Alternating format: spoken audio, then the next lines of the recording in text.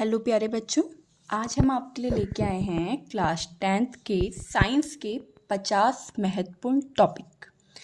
ऐसे टॉपिक जो आपके पेपर में लगभग हर साल पूछे जाते हैं, जिसके अराउंड ही आपका जो बोर्ड एग्ज़ाम का पेपर है, क्लास 10th का पेपर है, वो बनाया जाता है।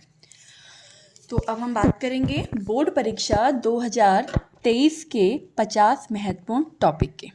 अगर आपने ये टॉपिक्स तैयार कर लिए तो 95% साइंस में आपके पक्के हैं। 95 क्या, आपने अगर और अच्छे से तैयारी करी, इसके न्यूमेरिकल्स को अच्छे से देखा तो आपके 100% पक्के। तो आइए देखिए, सबसे पहला जो हमारा टॉपिक है वो है संयोजन तथा वियोजन अभिक्रिया। दूसरा है ऊष्माक्षेपी तथा ऊष्माशोषी अभिक्रिया। देखिए, पेपर में लगभग हर साल क्या होता है, या तो पेपर में क्वेश्चन आता है संयोजन तथा वियोजन अभिक्रिया में अंतर बताइए उदाहरण सहित, यानी कि आपको इसमें उदाहरण भी देने होंगे। तो आपकी बुक्स में, एनसीईआरटी बुक्स में बहुत सारे एग्जाम्पल हैं। इसकी हमने एक वीडियो भी बना के कॉन्फिडेंस पॉइंट चैनल में डाल रखी है, तो आप वहाँ पे उदाहरण को अच्छे से देख सकते हैं। तो देखिए, होता क्या है, या तो पेपर में आता है संयोजन तथा वियोजन अभिक्रिया में अंतर। अगर ये क्वेश्चन नहीं आता है तब पेपर में इसकी जगह दूसरा क्वेश्चन आ जाता है ऊष्माक्षेपी तथा ऊष्माशोषी अभिक्रिया में अंतर बताइए, और साथ ही साथ 2 उदाहरण बताइए। या तो वो आपसे 1 उदाहरण पूछेगा या तो वो आपसे 2 उदाहरण पूछेगा। लेकिन जो पेपर में ये क्वेश्चन संयोजन या वियोजन अगर ये नहीं आता है तो ऊष्माक्षेपी ऊष्माशोषी अभिक्रिया पक्का आएगी, और हो सकता है कि दोनों ही आपके पेपर में आ जाए। उसके बाद जो आता है अपचयन तथा उपचयन अभिक्रिया। अपचयन उपचयन अभिक्रिया पूछेगा, और पेपर में एक क्वेश्चन ऐसा आता है कि एक आपको समीकरण दी होगी और आपसे पूछा जाएगा कि बताइए कि इस समीकरण में अपचयन किसका हुआ है और इसी समीकरण में उपचयन किसका हुआ है। तो इसकी भी वीडियो हमने बना रखी है कॉन्फिडेंस पॉइंट चैनल पे, आप वहां से देख सकते हैं। लेकिन ये मोस्ट इंपॉर्टेंट क्वेश्चन है। अगर ये अपचयन उपचयन के साथ साथ रेडॉक्स अभिक्रिया भी पूछ लेता है, तो रेडॉक्स अभिक्रिया कौन सी होती है? ऐसी अभिक्रिया जिसमें उपचयन और अपचयन दोनों एक साथ होता है, उसे हम रेडॉक्स अभिक्रिया कहते हैं। यानी कि पेपर के लिए या तो ये दोनों क्वेश्चन अपचयन उपचयन के नाम से आएगा, या तो ये रेडॉक्स अभिक्रिया के नाम से आएगा, और हो सकता है कि तीनों ही नाम एक क्वेश्चन में ही ये इंक्लूड कर दें। और जो उसके बाद अगला इंपॉर्टेंट क्वेश्चन है, जिससे पेपर में 1 नहीं 2 नहीं 3 क्वेश्चन भी बन जाते हैं, वो क्वेश्चन है रासायनिक समीकरणों को संतुलित करना। और ये एक में जैसे क्वेश्चन आ गया, क्वेश्चन नंबर आप समझ लीजिए कि 14 है, तो 14 में क ख ग घ करके ऐसे 3 से 4 आपको समीकरण दी होंगी, जिसमें आपको समीकरणों को क्या करना होगा? संतुलित करना होगा। तो जैसे मैंने पहले बताया कि पूरे फर्स्ट चैप्टर की वीडियो आपको कॉन्फिडेंस पॉइंट चैनल पे मिल जाएगी, तो आप वहाँ से इस वीडियो को अच्छे से देख सकते हैं। अब उसके बाद बात करते हैं हम हमारे सेकंड चैप्टर अम्ल, क्षार तथा लवण की। तो उसमें से देखिए कौन सा क्वेश्चन आता है। अम्ल, क्षार तथा लवण की परिभाषा पूछ लेगा। आपसे पूछ सकता है कि अम्ल कौन सा है, क्षार कौन सा है, ये पूछ सकता है। उसके बाद एक अभिक्रिया आती है उदासीनीकरण अभिक्रिया, बहुत इंपॉर्टेंट है। उदासीनीकरण अभिक्रिया जो पेपर में पूछी जाती है। उसके साथ ही साथ आपका जो क्वेश्चन आएगा बेकिंग सोडा का सूत्र और उसको बनाने की विधि, इंपॉर्टेंट है। 2 नंबर में 3 नंबर में ये क्वेश्चन आते हैं। बेकिंग सोडा बनाने का सूत्र क्या होता है और उसको बनाने की विधि आपकी क्या है। नेक्स्ट क्वेश्चन धावन सोडा, जिसको धोने का सोडा भी बोलते हैं, उसका रासायनिक सूत्र और उसको बनाने की विधि। अगला क्वेश्चन है जो मोस्ट इंपॉर्टेंट है, प्लास्टर ऑफ पेरिस का सूत्र, बनाने की विधि, और साथ ही साथ इसका उपयोग भी पूछा जाता है। इंपॉर्टेंट है, कई बार तो केवल क्वेश्चन ये आ जाता है कि प्लास्टर ऑफ पेरिस का उपयोग बताइए। तो खिलौने बनाने में उपयोग होता है। आपने देखा है कि आपके घरों की छतों पे एक डिज़ाइन बना होता है, तो वो डिज़ाइन भी किससे बना होता है? Plaster of Paris. Plaster of Paris को शॉर्टकट में बोलते हैं POP, plaster of Paris. Most important question है ये वाला। उसके बाद आइए नेक्स्ट चैप्टर की बात करते हैं, धातु व अधातु। तो धातु अधातु के उदाहरण और साथ ही साथ इसका जो इम्पोर्टेंट पार्ट है, इसके रासायनिक और भौतिक गुण। तो पेपर में आपको पूछ लिया जाएगा कि अगर धातु की अम्ल के साथ क्रिया हो रही है तो क्या प्राप्त होगा, धातु की क्षार के साथ अभिक्रिया हो रही है तो क्या प्राप्त होगा, धातु की अगर अधातु के साथ क्रिया हो रही है। तो इस तरीके के क्वेश्चन पेपर में काफ़ी बनते हैं। और एक इम्पॉर्टेंट क्वेश्चन साथ ही साथ, प्रबल व दुर्बल अम्ल का उदाहरण, प्रबल व दुर्बल अम्ल और साथ ही साथ इसमें क्वेश्चन और बन सकता है प्रबल व दुर्बल क्षार का उदाहरण। और इसी में जो एक क्वेश्चन आता है वो है हमारा पीएच स्केल, कि पूरा पीएच स्केल से आप क्या समझते हैं, तो आपको बताना पड़ेगा आप क्या समझते हैं। आप स्केल बना सकते हैं, फिर आप उसमें बता सकते हैं कि 0 से लेकर 7 तक हमारा अम्ल होता है, 7 वाला उदासीनीकरण होता है और इससे ऊपर के हमारे क्या होते हैं, क्षार होते हैं। उसके बाद सक्रियता श्रेणी पूछी जाती है। सक्रियता श्रेणी के बाद आपका आता है संक्षारण। ये बीच में टॉपिक कट हो गया था, लेकिन ये टॉपिक जब आता है तो पूछा ही जाता है, संक्षारण। उसके बाद नेक्स्ट चैप्टर में बात करते हैं हम संतृप्त और असंतृप्त हाइड्रोकार्बन। इसमें से तो पेपर में 100% क्वेश्चन आएगा, संतृप्त व असंतृप्त हाइड्रोकार्बन। इसमें देखिए अगला क्वेश्चन जो बनता है वो बनता है सजातीय श्रेणी से। उसके बाद देखिए IUPAC नाम, IUPAC का नामकरण, यानी कि आपको 4 दे दिए होंगे, 4 इक्वेशंस दे दिए होंगे और पूछा जाएगा कि इनका IUPAC नाम बताइए, कि एथेनॉल है, कि मैथेनॉल है, ब्यूटेनॉल है या ब्यूटाइन है, ये क्या है। तो इसका जो आप चैप्टर को रिवाइज करेंगे बहुत अच्छे से करिएगा, क्योंकि इसमें से 4 क्वेश्चन तो मतलब 100%, यानी कि एक क्वेश्चन में क ख ग घ करके पार्ट, और हो सकता है कि 2 क्वेश्चन पूछे जाएं, उस 2 क्वेश्चन में क ख ग घ करके ये पार्ट आपसे पूछेगा। इसके अलावा है एक साबुनीकरण अभिक्रिया। साबुनीकरण अभिक्रिया एक टाइम में ऐसा क्वेश्चन था जो हर साल लगातार पूछा जाता था, लेकिन अब थोड़ा सा इसको थोड़ा सा साइड कर दिया गया है, कभी आता है कभी नहीं आता है, लेकिन इम्पॉर्टेंट क्वेश्चन है। उसके बाद जो आता है आपका मेंडेलीव की आवर्त सारणी और आधुनिक आवर्त सारणी। इन दोनों में से एक क्वेश्चन 100% पेपर में आएगा, या तो वो ये पूछ सकता है कि मेंडेलीव की आवर्त सारणी और आधुनिक आवर्त सारणी में अंतर बताइए। तो आप ये वाले क्वेश्चन भी तैयार करेंगे। नेक्स्ट हम बात करते हैं बायो में। हमारे केमिस्ट्री के जो इम्पोर्टेंट टॉपिक्स हैं वो कंप्लीट हो गए हैं। हम बात करते हैं बायो के। बायो में आता है पाचन तंत्र का सचित्र वर्ण। देखिए पाचन तंत्र का सचित्र वर्ण, तो इसमें जब डायग्राम बनाएंगे पाचन तंत्र का, तो उसमें हर भाग का नाम लिखा हुआ होना जरूरी है। इसमें सचित्र वर्ण लिखा है, तो क्वेश्चन आएगा पाचन तंत्र का सचित्र वर्ण कीजिए नामांकित, यानी नाम लिखते हुए कि कौन सा भाग आपका क्या कहलाता है, कौन सा भाग क्या कहलाता है, तो वहाँ पे नाम लिखना बहुत ज़्यादा इम्पॉर्टेंट है। ठीक उसी तरह एक डायग्राम आ जाता है, चाहे वो आपका पाचन तंत्र का आ जाए या वो सर्जन तंत्र का आ जाए या श्वसन तंत्र आ जाए। तो श्वसन तंत्र भी इम्पॉर्टेंट क्वेश्चन है आपका, उत्सर्जन तंत्र भी आपका इम्पॉर्टेंट टॉपिक है। उसके बाद आता है लैंगिक व अलैंगिक जनन। लैंगिक अलैंगिक जनन में अंतर भी पूछा जा सकता है या इंडिविजुअली क्वेश्चन भी आपका आ सकता है।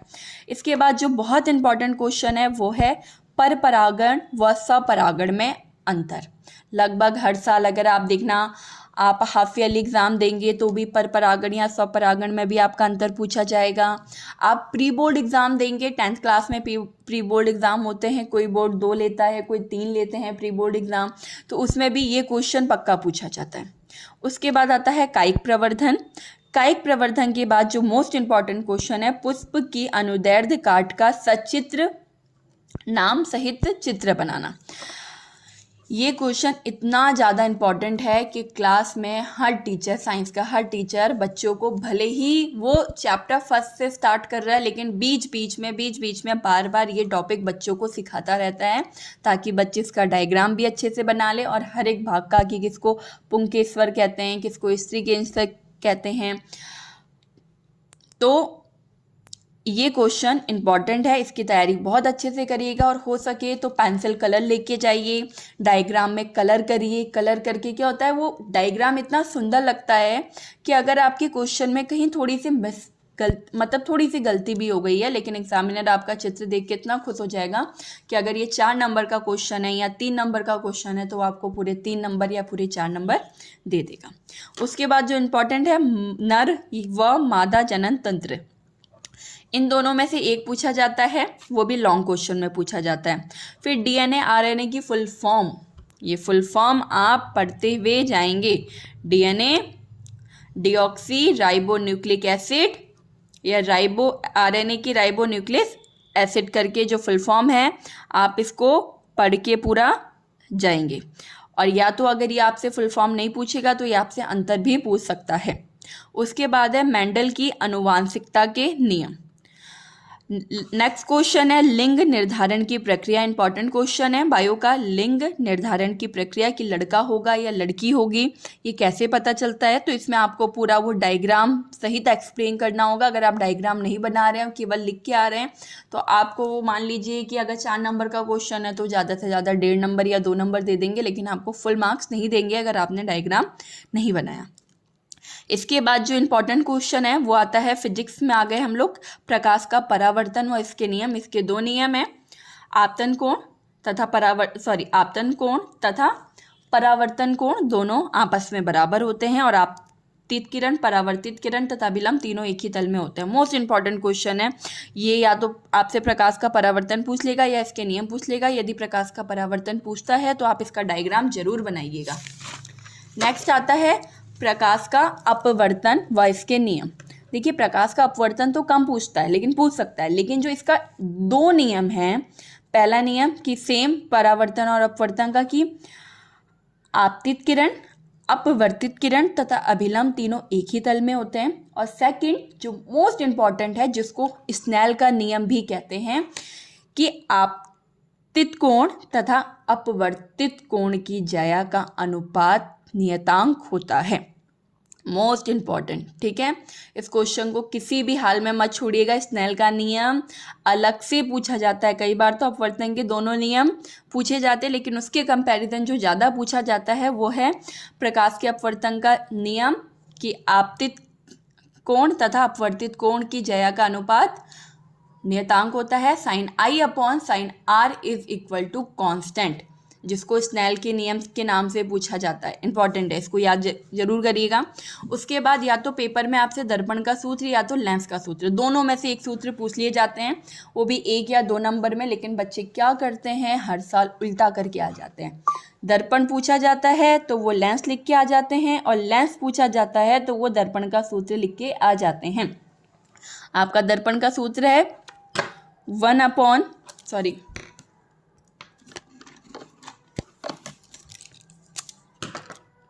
Upon F is equal to 1 upon V plus 1 upon U, ये आपका दर्पण का सूत्र है। और 1 upon F is equal to 1 upon V minus 1 upon U, ये आपका लेंस का सूत्र है। तो यहाँ पे प्लस और माइनस पे ध्यान दीजिएगा। बच्चे क्या करते हैं, उल्टा करके आ जाते हैं, कई बार U आगे V पीछे लिख देते हैं। भाई प्लस वाले में आप U आगे V पीछे लिखो तो कोई फर्क नहीं पड़ता, लेकिन माइनस वाले में आप ऐसा चेंज नहीं कर सकते हैं। तो ये किसका है, दर्पण का, और ये किसका है, लेंस का। तो ये पेपर में क्वेश्चन पूछा जाता है, तो आप इसको बिल्कुल भी गलत मत करिएगा और ना ही उल्टा लिख के आइएगा। उसके बाद है अवतल तथा उत्तल दर्पण का उपयोग। इंपॉर्टेंट है, ज़्यादातर इसमें एक क्वेश्चन ये पूछा जाता है, जो गाड़ी में आगे पश्च दर्पण लगा रहता है उसका क्या यूज़ है, या उसमें कौन सा दर्पण लगा होता है। तो आपने देखा है कि हेडलाइट में जो आगे से मिरर लगा होता है बाइक स्कूटी में या कार में, वो क्या करता है, पीछे से आने वाली कई गाड़ियों का प्रतिबिंब छोटा करके दिखाता है। बहुत सारी गाड़ी हैं, वो छोटे से मिरर में आपको दिख जा रही हैं, यानी कि किसी बड़ी चीज़ का प्रतिबिंब कैसा बनाता है, छोटा बनाता है। तो वो दर्पण कौन सा होता है, उत्तल दर्पण। ये इंपॉर्टेंट क्वेश्चन है, तो आप अवतल और उत्तल दोनों दर्पण के उपयोग पढ़ के जाइएगा, कम से कम 3 या 4। उसके बाद है लेंस की क्षमता। लेंस की क्षमता का सूत्र P is equal to 1 upon F। Important है, या तो ये लेंस की क्षमता पूछ लेगा, अगर ये नहीं पूछ रहा है तो लेंस की क्षमता का मात्रक, जिसको डायोप्टर बोलते हैं और कैपिटल D से डिनोट करते हैं। इम्पॉर्टेंट, ठीक है, बहुत इम्पॉर्टेंट है। या तो लेंस की क्षमता का सूत्र पूछेगा, नहीं पूछ रहा है तो वो लेंस की क्षमता का मात्रक पूछेगा जिसको हम डायोप्टर से डिनोट करते हैं। अगर ये नहीं पूछता है तो ये आपको एक न्यूमेरिकल दे देगा जिसमें ये तो आपको फोकस दूरी दे देगा और आपसे लेंस की क्षमता पूछेगा। अगर वो आपको नहीं देता है तो वो क्या करेगा, आपको लेंस की क्षमता दे देगा और फोकस दूरी पूछेगा। लेकिन एक क्वेश्चन 100% आएगा। अब एक क्वेश्चन है जो सिंपल है, निकट व दूर दृष्टि दोष कौन से होते हैं, ये भी इंपॉर्टेंट है। यानी जो फिजिक्स का आपका जो फर्स्ट चैप्टर है प्रकाश का परावर्तन व अपवर्तन, वो कुल मिला के बहुत इंपॉर्टेंट चैप्टर है। इसी में क्वेश्चन बनता है मानव नेत्र का सचित्र वर्णन। अगर वो डायग्राम पूछ रहा है तो वो आपसे मानव नेत्र का सचित्र वर्णन पूछ सकता है। आइए नेक्स्ट चैप्टर में आते हैं, धारा विभव विभवांतर की परिभाषा, सूत्र व मात्रक। इसमें जो सबसे ज़्यादा इंपॉर्टेंट पूछता है वो आपसे पूछता है मात्रक। धारा का मात्रक एम्पियर, विभव व विभवांतर का मात्रक वोल्ट। इंपॉर्टेंट, एक नंबर में ऑप्शनल आ गया तो भी ये पूछ सकता है। ये मतलब किसी ना किसी रूप में इन तीनों का, या ये प्रतिरोध है, इन तीनों में से किसी का एक चीज़ का मात्रक 100% आपसे पूछेगा ही पूछेगा। तो आप तीनों की परिभाषा, सूत्र याद रखिएगा। I is equal to Q upon T, V is equal to W upon Q और R is equal to V upon I। तो यानी कि इन तीनों के सूत्र और साथ ही साथ क्या याद रखेंगे, परिभाषा और मात्रक तो पक्का ही याद रखना। और एक मोस्ट इम्पॉर्टेंट क्वेश्चन है ओम का नियम, हर साल पेपर में पूछा जाता है ओम का नियम।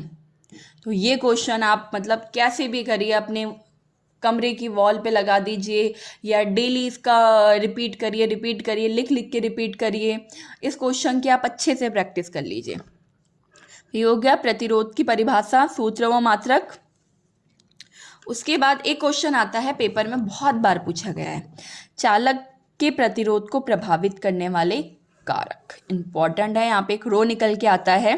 तो जब आप चालक के प्रतिरोध को प्रभावित करने वाले कारक पढ़ेंगे तो इस टॉपिक को बिल्कुल मत छोड़िएगा। ये टॉपिक भी ऐसा है कि 10 में से 8 बार पूछा जाने वाला या 7 बार पूछे जाने वाला क्वेश्चन है। उसके बाद है श्रेणी संयोजन व समांतर क्रम संयोजन। इंपॉर्टेंट, पेपर में हर साल पूछा, हर साल क्या मतलब 8 से 9 बार, 10 में से 8 से 9 बार पूछा जाने वाला क्वेश्चन है। श्रेणी क्रम संयोजन में R इज इक्वल टू क्या होता है, R is equal to R1 plus R2 plus R3 करके आता है। और समांतर क्रम में 1 upon R is equal to 1 upon R1 plus 1 upon R2 plus 1 upon R3।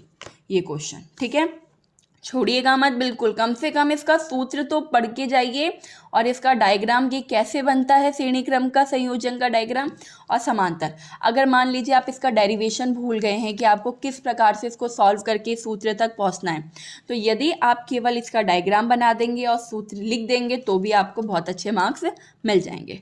उसके बाद चुंबकीय बल रेखाएं, इसके बाद वाला चैप्टर है चुंबकीय बल रेखाओं के गुण। तो ये चुंबकीय बल रेखाएं पूछेगा या इसके गुण पूछेगा।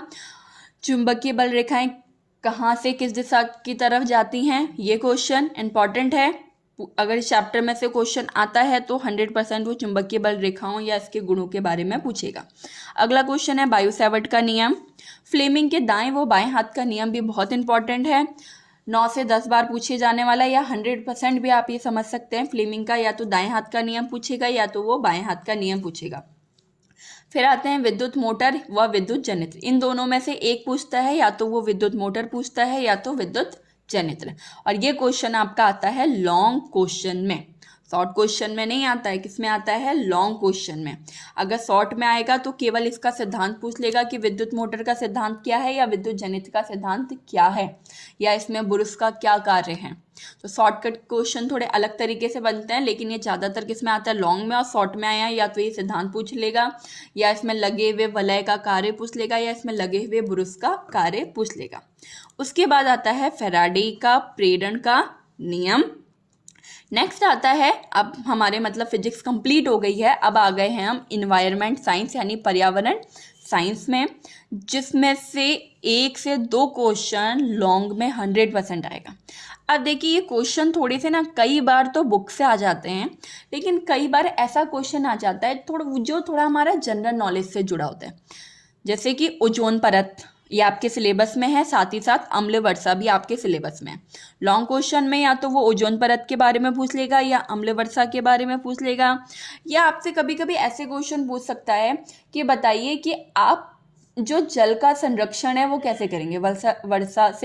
जो वर्षा से प्राप्त होने वाला जल है उसको आप कैसे सुरक्षित करेंगे, या तो मतलब कि आप अपने पर्यावरण को सुरक्षित रखने के लिए क्या कर सकते हैं, या आपके घरों के आसपास या स्कूल के आसपास कोई नहर है तो वो कैसे दूषित हो रहा है, उसको किस प्रकार से दूषित किया जा रहा है, उसके 4 कारण बताइए। इस तरीके का कोई भी क्वेश्चन वो बन जाता है बायो से। ओजोन परत, अम्ल वर्षा तो आप पढ़ के जाएंगे, साथ ही जल संरक्षण भी आप पढ़ के जाइएगा, या पर्यावरण प्रदूषण से रिलेटेड कितने सारे क्वेश्चन बनते हैं जो आप साल भर आपके स्कूल में कितने तरीके के कॉम्पिटिशन्स होते हैं उसमें पूछे जाते हैं। Next important question environment science से ऊर्जा के स्रोत। तो ऊर्जा के स्रोत से भी आपका क्या होता है, क्वेश्चन बनता है कि ऊर्जा के कौन से स्रोत हैं। पवन ऊर्जा, सौर ऊर्जा, नाभिकीय ऊर्जा, ज्वार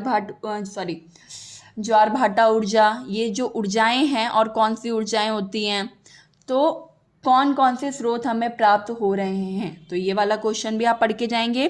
साथ ही साथ देखिए जहाँ पर थोड़े से बच्चे मात खा जाते हैं वो है न्यूमेरिकल्स।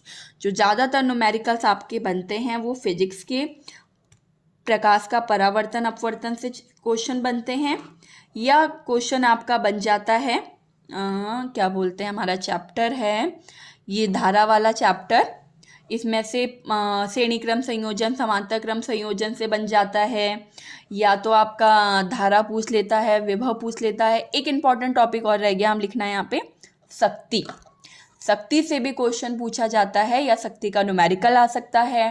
प्रकाश के परावर्तन में दर्पण सूत्र की सहायता से या तो फोकस दूरी पूछ लेगा, या वस्तु की दूरी पूछ लेगा, या प्रतिबिंब की दूरी पूछ लेगा। ठीक इसी प्रकार लेंस के सूत्र की सहायता से या तो वो फोकस दूरी पूछेगा, या तो यू का मान पूछ लेगा, या तो वी का मान पूछ लेगा, या आवर्धन पूछ लेगा आपसे, या तो लेंस की क्षमता। तो ये कुछ न्यूमेरिकल है जहाँ पर आप मात खा जाते हैं। लेकिन अगर आप अपनी अनसॉल्व उठा के देखेंगे तो हर साल कुछ ऐसे न्यूमेरिकल हैं जो रिपीट होते हैं। रिपीट होने के साथ साथ कुछ न्यूमेरिकल ऐसे हैं जो हर साल आते हैं बट उनकी डिजिट बदल दी जाती है। कभी वो 15 सेंटीमीटर दे रहे हैं तो कभी उसकी जगह वो 20 सेंटीमीटर दे देते हैं, कभी 10 सेंटीमीटर दे देते हैं। मतलब कुल मिला के वो डिजिट चेंज कर देते हैं, बट न्यूमेरिकल्स का पैटर्न क्या होता है, सेम होता है। तो देखिए ये थे 50 इंपॉर्टेंट टॉपिक, जिसमें से आपको एक थोड़ा सा जो आप पीछे हो सकते हैं वो हो सकता है न्यूमेरिकल पर। अगर आप ध्यान देंगे अच्छे से तो आप न्यूमेरिकल में भी मात नहीं खाएंगे। तो अगर आपको वीडियो अच्छी लगी हो तो चैनल को लाइक एंड सब्सक्राइब जरूर करेंगे, साथ ही साथ अपने दोस्तों के साथ इसको शेयर भी करेंगे। और अगर आपको वीडियो पसंद आई तो आप कॉन्फिडेंस पॉइंट चैनल पर जाके फर्स्ट चैप्टर की वीडियोस देख सकते हैं साइंस की। और अगर आपको पसंद आती है तो आप बताइएगा, वहाँ पे अभी आपको केवल फर्स्ट चैप्टर की वीडियो मिलेंगी, लेकिन अगर आप लोगों की डिमांड रही तो आगे के चैप्टर की वीडियो भी हम बनाना शुरू करेंगे। ओके, बाय बाय, जय हिंद, जय भारत।